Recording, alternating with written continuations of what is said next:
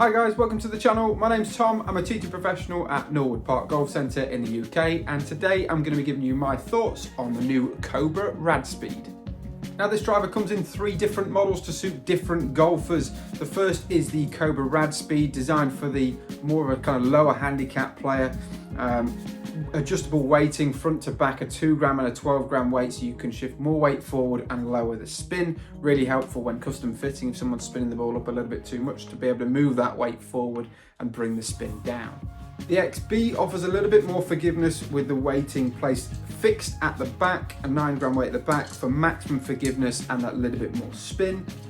And a pleasing addition to Cobra's driver line this year is the Draw Edition driver, the XB. So I'm going to take all 3 of these drivers outside. I'm going to compare them using Trackman, have a look at the data and see how they're performing based on what I would like to see from a driver. So I'm going to go in first with the RAD Speed, so the more kind of player's version of the driver. It's got a lovely, nice matte finish on the crown, not too dissimilar from the likes of Ping that we've seen in the last few years. And it's got this same infinity face that came in last year in the SZ. Now I wasn't a massive fan of this infinity face purely because it wraps around the crown a little bit, so you can see it at address.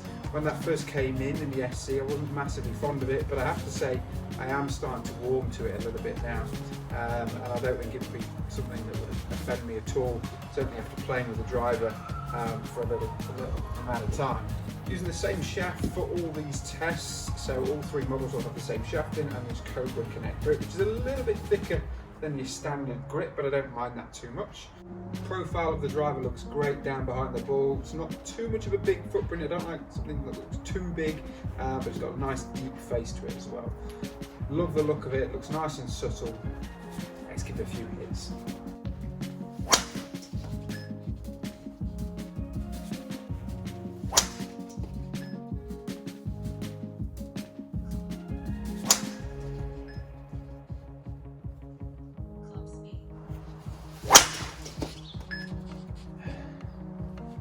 Certainly enjoying the driver, love the sound of it, feels great.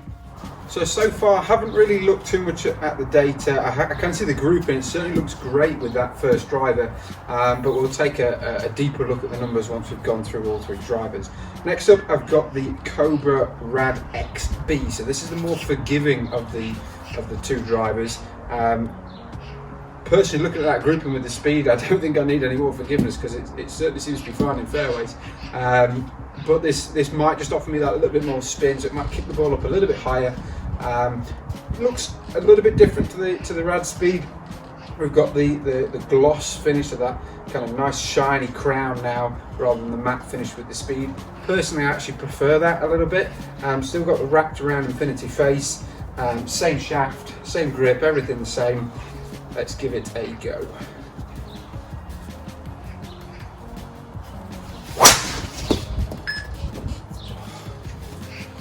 Feels just as good. Sounds fantastic.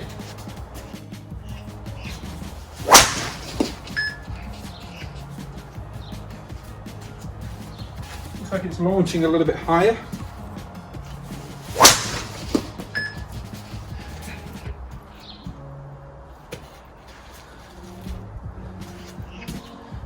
Well, so far the grouping with this is just as good as the RAD Speed. Incredible.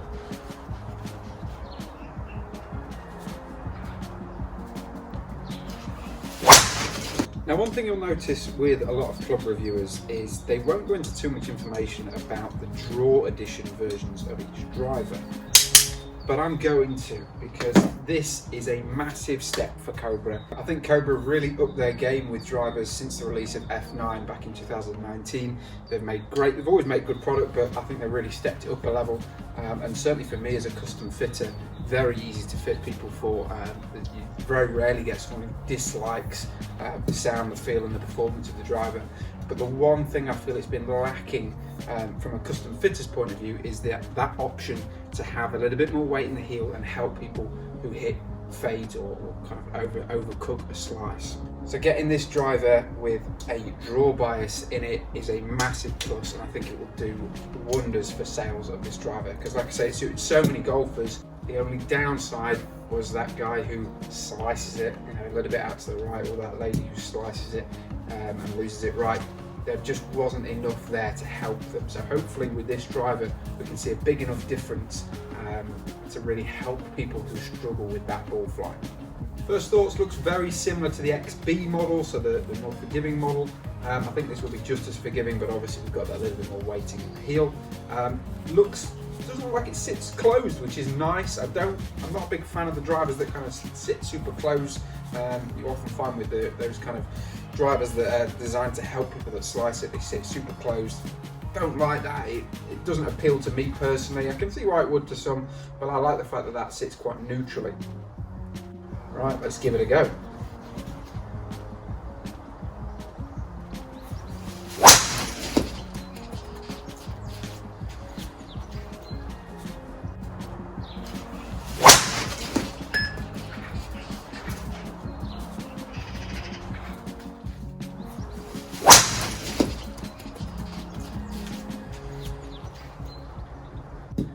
Right, now I've tested all three drivers, let's take a look at the data from Trackman. Now, bearing in mind that I am swinging a little bit cautiously out there in my garden, I have already had a couple of accidents, which I'm sure you're aware of if you've been watching my videos. But even so, the dispersion across all three of these drivers was really, really good. On average, dispersion was around about 20 yards either side of the target line, which is fantastic for a driver. And as you can see from the blue dots, the XD driver, so the draw type driver, certainly doing its job in terms of encouraging that ball flight to be a little bit more right to left and finish more left of target line. Now, in terms of the data, very similar carry and total distances from all three, as you can see. Spin rates varied a little bit. The XB didn't spin as much as I thought it would, if I'm honest. But again, that may be down to just how I struck shots when I was hitting that particular driver. But all performed very well, all launching very similar. Couldn't really split anything between them. I think the XB did give me that little bit more forgiveness, if I'm honest, just based on how I felt I'd hit certain shots. I felt like they performed a little bit better. The drop off in ball speed wasn't quite so bad, averaging kind of 155 ball speed across all three drivers really. Again, not as high as I would expect to have driver, but that is down to a little bit of a lack of speed and lack of commitment out in the garden, trying to be a little bit more careful. Don't want to be hitting balls into my neighbour's garden.